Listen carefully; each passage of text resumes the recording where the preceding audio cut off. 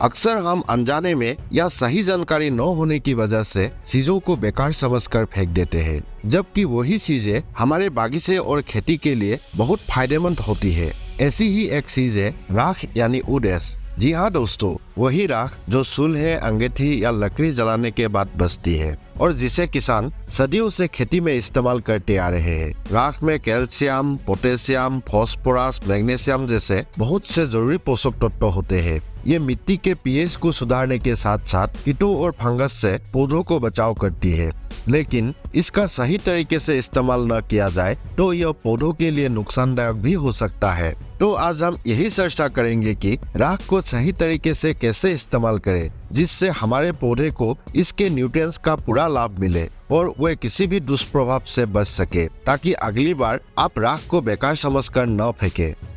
नमस्कार दोस्तों, gardening and lifestyle की चैनल बोर्नविथ में आप लोगों का हार्दिक स्वागत है।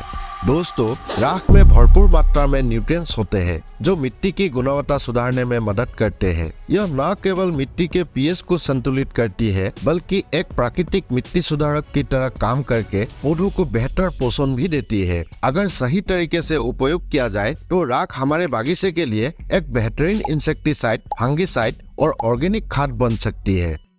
राख का उपयोग करने से पहले कुछ बातों का ध्यान रखना जरूरी है। अत्यधिक मात्रा में राख डालने से मिट्टी का पीएच बहुत ज्यादा बढ़ सकता है। लकड़ी की राख का पीएच आमतौर पर 10 से 12 तक होता है, जो मिट्टी के पीएच को तेजी से बढ़ा सकता है। इसलिए इसका उपयोग संतुलित मात्रा में ही करें।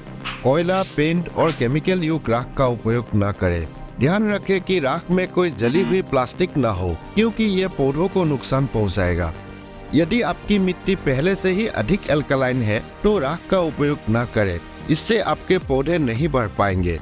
कंपोस्ट बनाते वक्त कंपोस्ट बिन में राख न डालें, क्योंकि यह खाद बनाने वाले अच्छे बैक्टीरिया और फंगस को खत्म कर सकती है, जिससे कंपोस्टिंग की प्रक्रिया धीमी या बाधित हो सकती है। पौधे कभी भी न्यूट्रिएंट्स की कमी से नहीं मरते, लेकिन जरूरत से ज्यादा पोषक तत्व मिलने पर जरूर खराब हो सकते हैं। इसलिए राख जैसी चीजों का उपयोग हमेशा सोच समझ कर करें। जरूरत होने पर कम मात्रा में ही डालें, लेकिन जरूरत से अधिक कभी ना डालें, वरना ये मिट्टी के जरूरी माइक्रोब्स को नुकसान पहुंचाएगा और मिट्टी के पीएच को भी बिगाड़ेगा। राख को आसानी से घर पर बनाया जा सकता है। हम पौधों के अवशेष, टहनियों, लकड़ी या फिर कंडे और उपले जलाकर राख तैयार कर सकते हैं। इसके अलावा चूल्हा इस्तेमाल करने वाला ढाबा या होटल वगैरह से भी हम मुफ्त में राख ले सकते हैं। कोशिश करें कि लकड़ी की राख का ही उपयोग करें, क्योंकि यह पौधों के लिए सबसे ज्यादा फायदेमंद होती है। अगर लकड़ी की राख उपलब्ध न हो तो कंडे या उपलों की राख भी उपयोग की जा सकती है।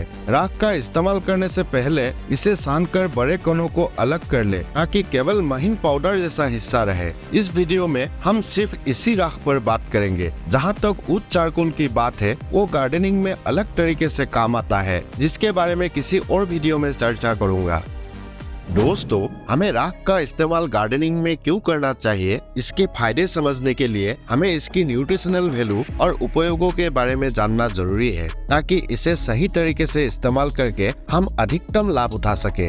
राख न्यूट्रिएंट्स का एक अच्छा स्रोत है। लकड़ी की राख पौधों के लिए एक बेहतरीन स्लो रिलीज फर्टिलाइजर है, जिसमें कैल्शियम, पोटेशियम, मैग्नीशियम, फास्फोरस जैसे मैक्रो न्यूट्रिएंट्स और manganese, zinc, copper, boron, sulphur जैसे माइक्रो न्यूट्रिएंट्स होते हैं। हालांकि राख में पोषक तत्वों की मात्रा जलने वाली लकड़ी के प्रकार और दहन तापमान पर निर्भर करती है। यह पौधों को रोगों और कीटों से लड़ने, सूखा सहने और गर्मी झेलने की क्षमता बढ़ाने में मदद करती है। चलिए राख में मौजूद न्यूट्रिएंट्स को थोड़ा विस्तार से समझते हैं। Calcium 7 to 33%। ये पौधों की कोशिका संरचना मजबूत बनाता है, तनाव सहनशीलता बढ़ाता है और जड़ों व पौधों के विकास में मदद करता है। Potassium 3 to 10%। इससे फोटोसिंथेसिस, प्रोटीन, स्टार्च निर्माण और पानी व पोषक तत्वों के अवशोषण में सहायक होता है और रोग प्रतिरोधक क्षमता बढ़ता है। Magnesium 1 to 2%। यह फोटोसिंथेसिस, एंजाइम सक्रियता और प्रोटीन निर्माण में मदद करता है। मिट्टी से फास्फोरस अवशोषित करने में भी मदद करता है।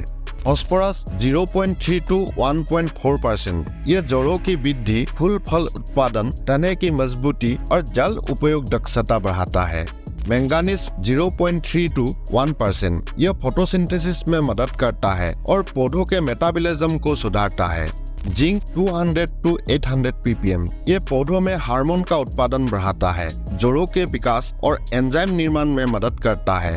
Copper 40 to 150 ppm। यह फोटोसिंथेसिस, एंजाइम सक्रियता और सेल वॉल मजबूती में मदद करता है। Boron 0 to 600 ppm। ये सेल वॉल निर्माण, नाइट्रेट अवशोषण और नाइट्रोजन स्थिरीकरण में सहायक होते हैं। Sulphur 0 to 5000 ppm। यह पोषण स्तर बढ़ाए रखने और बायोकेमिकल प्रक्रियाओं को नियंत्रित करने में मदद करता है। लकड़ी की राख में आयरन और अन्य जरूरी पोषक तत्व भी हो सकते हैं, जो पौधों की अच्छी बढ़त में मदद करते हैं। ये पोषक तत्व मिट्टी की उर्वरता को बढ़ाने और पौधों की पोषण आवश्यकताओं को पूरा करने में अहम भूमिका निभाते हैं। हालांकि राख में लेड, कैडमियम, निकेल और क्रोमियम जैसी भारी धातुएं भी थोड़ी मात्रा में हो सकती है। अगर ये धातु जरूरत से ज्यादा हो जाए तो मिट्टी और पौधों के लिए नुकसानदायक साबित हो सकती है। राख पौधों को कीट, फंगस और मिट्टी जनित रोगों से सुरक्षा करती है। दोस्तों, राख में एंटी फंगल और एंटीबैक्टीरियल गुण होते हैं, जिससे यह मिट्टी और पौधों में मौजूद फंगस और कीटों को खत्म करने में मदद करती है। साथ ही यह मिट्टी जनित रोगों से बचाव करने में भी कारगर होती है। राख मिट्टी की संरचना और पीएच को एडजस्ट करती है। यह मिट्टी में एयर सर्कुलेशन को बढ़ाती है, जिससे प्लांट्स के जड़ों को बेहतर ऑक्सीजन मिलता है और पानी व पोषक तत्वों का अवशोषण आसान हो जाता है। अक्सर अधिक फर्टिलाइजर डालने या ज्यादा बारिश होने के कारण हमारे गमले की मिट्टी एसिडिक हो जाती है। ऐसी मिट्टी के पीएच को संतुलित करने के लिए आमतौर पर चूना या लाइम इस्तेमाल किया जाता है, लेकिन राख चूने से ज्यादा बेहतर विकल्प है। इसमें प्राकृतिक रूप से एल्कलाइन गुण होते हैं, जो मिट्टी की अधिक एसिडिटी को धीरे धीरे कम करके उसे संतुलित करने में मदद करते हैं। इसमें मौजूद कैल्शियम मिट्टी की एसिडिटी को नियंत्रित करता है, जिससे पौधों को एक अनुकूल और उपजाऊ वातावरण मिलता है। लेकिन दोस्तों, मिट्टी के पीएच के बारे में बताने पर यह वीडियो काफी लंबा हो जाएगा। अगर इस विषय पर अधिक जानकारी चाहिए तो फिर आप लोग कमेंट कीजिएगा। जरूरत होने पर मिट्टी के पीएच और उसे सुधारने के तरीकों पर मैं एक डिटेल वीडियो जरूर प्रस्तुत करूंगा। दोस्तों, राख इस्तेमाल करने का पहला तरीका है इसे मिट्टी में मिलाना। पोटिंग मिक्स तैयार करते वक्त उसमें थोड़ा राख मिलाएं। प्रति वर्ग मीटर मिट्टी में 100 से 200 ग्राम या 12 इंच के गमले में 1 चम्मच राख डालना पर्याप्त रहेगा। ये आपकी मिट्टी का पीएच संतुलित करेगा, मिट्टी की एयर सर्कुलेशन को बढ़ाएगा, मिट्टी में मौजूद फंगस, कीट और कुछ मिट्टी जनित रोगों से बचाव करेगा। साथ ही इसके न्यूट्रिशनल बेनिफिट भी पौधों को मिलेगा। इसके अलावा हम गमले की मिट्टी की ऊपरी सतह पर 1 चम्मच राख छिड़क सकते हैं। कभी कभी मिट्टी की सतह पर हरी काई या एल्गी की परत जम जाती है, जिससे पौधों की जड़ों को सही मात्रा में ऑक्सीजन नहीं मिल पाती। राख डालने से यह समस्या भी हल हो जाती है। यह मिट्टी से स्नेल स्लग जैसे कीट और चिट्टियों को दूर रखने में मदद करेगी। इसकी महीन बनावट और क्षारीय गुण इन कीटों के शरीर पर असर डालते हैं, जिससे वे इन जगहों से दूर रहते हैं। लेकिन ध्यान रखें कि ज्यादा राख कभी नहीं डालना चाहिए। इससे मिट्टी बहुत एल्कलाइन हो जाएगी, जिससे पौधों की बढ़त रुक सकती है। राख को हम पौधों के पत्ते पर इंसेक्टिसाइड की तरह छिड़काव कर सकते हैं। अक्सर पौधों के पत्तों पर कीड़े मकोड़े और फंगस का हमला हो जाता है। इससे बचने के लिए आप राख का इस्तेमाल कर सकते हैं, जो एक पुराना लेकिन बहुत असरदार तरीका है। हल्के हाथों से पत्तों पर सूखी राख छिड़के या फिर किसी सूती कपड़े में बारीक राख लेकर धीरे धीरे पत्तों पर थपथपाए। इस तरीके से राख सभी पत्तों पर इवनली फैल जाएगी और कीटों व फंगस से बचाव करेगी। साथ ही ये कीड़ों के अंडों को भी खराब कर देगी, जिससे उसकी संख्या बढ़ने से पहले ही नियंत्रण में आ जाएगी। राख को कम से कम 26 घंटों तक पत्तों पर रहने दे, ताकि यह पूरी तरह से असर दिखा सके। इसके बाद पत्तों को पानी से धो दीजिए, क्योंकि अगर राख ज्यादा देर तक लगी रही तो ये पत्तों के छोटे छोटे छिद्र यानी स्टोमाटा बंद कर सकती है। इससे पौधे सही से सांस नहीं ले पाएगा और उसका फोटोसिंथेसिस की प्रक्रिया रुक जाएगा। दोस्तों, इस आसान और प्राकृतिक तरीके से आप अपने पौधों को बिना किसी केमिकल के स्वस्थ और सुरक्षित रख सकते हैं। कंपोस्ट के साथ मिलाकर हम राख को इस्तेमाल कर सकते हैं। गोबर की खाद, वर्मी कंपोस्ट या लीफ मोल्ड के साथ 10% राख मिला सकते हैं। 1 केजी खाद में 100 ग्राम राख मिलाकर इसे पौधों पर इस्तेमाल करें। यह खाद को और ज्यादा पौष्टिक बनाएगा। लेकिन फिर से एक ही बात दोहराना चाहूंगा कि इसे कभी ज्यादा मत इस्तेमाल करें। राख में न्यूट्रिएंट जरूर होते हैं, फिर भी इसे कभी भी खाद की अल्टरनेटिव की तरह इस्तेमाल नहीं करना चाहिए।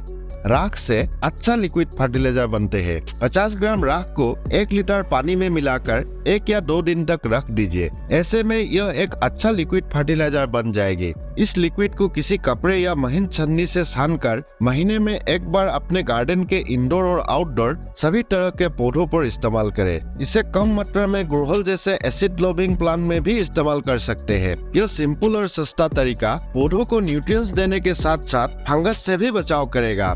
राख से हम बायो पोटाश भी बना सकते हैं। बायो पोटाश तैयार करने के लिए 200 ग्राम बारीक लकड़ी के राख को 2 लीटर पानी में मिलाकर 12 घंटों तक भिगो कर रखें। इसके बाद इस मिश्रण को छानकर एक बर्तन में निकाल ले और धीमी आंच पर उबालना शुरू करें। इसे 20-20 में हिलाते रहे और तब तक उबाले जब तक सारा पानी पूरी तरह वाष्पित न हो जाए। अंत में बर्तन के तल में एक महीन सफेद पाउडर बच जाएगा जो शुद्ध पोटाश होगा। इसे पोटाश के रूप में पौधों पर उपयोग करें।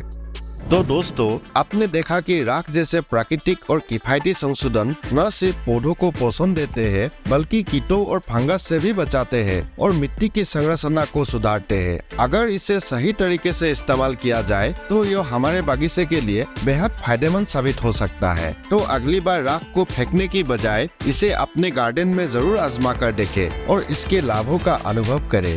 वीडियो कैसा लगा कमेंट के जरिए जरूर बताइएगा। अगर आपके मन में और कोई सवाल है तो वो भी जरूर पूछिएगा। जल्द ही नई जानकारी के साथ आप लोगों से फिर मुलाकात होगी। इसी उम्मीद के साथ हमेशा की तरह आप लोग स्वस्थ रहे, खुश रहे, मुस्कुराते रहे, पॉजिटिव रहे और अपने गार्डन में ढेर सारा खूबसूरत पेड़ पौधा लगाते रहे।